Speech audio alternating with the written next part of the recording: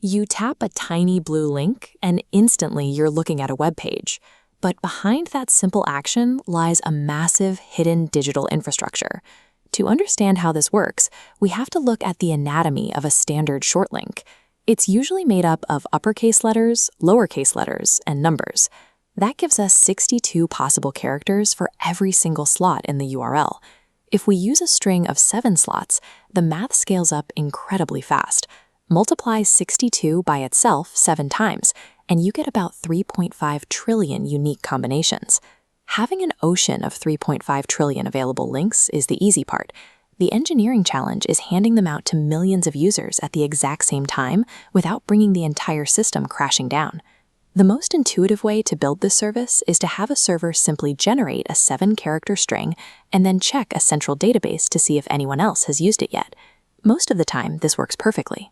The database confirms the SLA is empty, and the server permanently pairs your new short link with your long target URL. But a global service doesn't process one link at a time. It processes millions of simultaneous requests per second across hundreds of different servers. This creates a race condition. Imagine 2 servers generate the exact same string simultaneously. Both ask the database, and both get a yes. They attempt to write entirely different target URLs into that exact same slot, corrupting the data. At planetary scale, a simple random database lookup is a ticking time bomb. Engineers have to completely rethink how systems handle simultaneous operations. The first logical fix to prevent these collisions is to force all servers to ask a single central counter server for a unique number, one by one. But this forces an entire global network of traffic to wait in a single line. And if this lone counter server crashes under the heavy load, the entire global architecture goes offline instantly. You have a single point of failure. To bypass that choke point, you could try a decentralized alternative. Independent servers could use a mathematical formula based on their own internal clocks to generate unique links locally. But millisecond clocks aren't granular enough.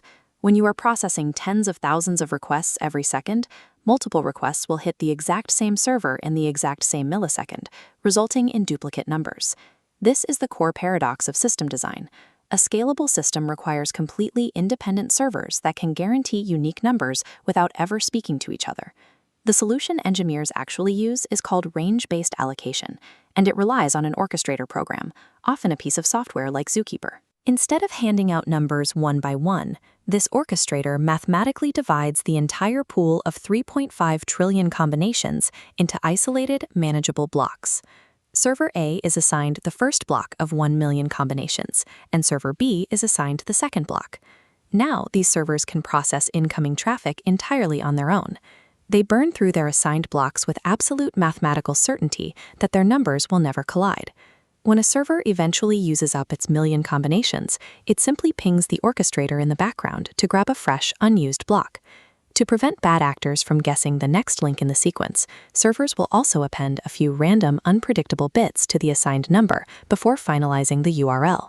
By carving the data up in advance, range-based allocation solves the write traffic problem. It allows infinite horizontal scaling with zero risk of database corruption.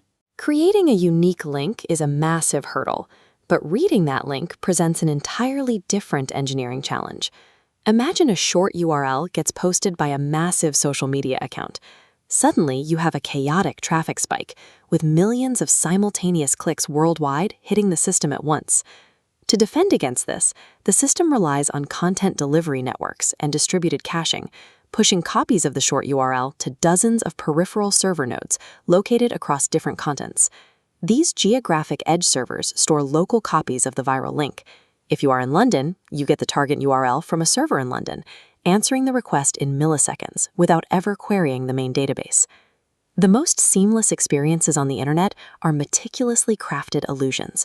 They hide a breathtaking ecosystem of planetary scale engineering, working furiously behind every single click.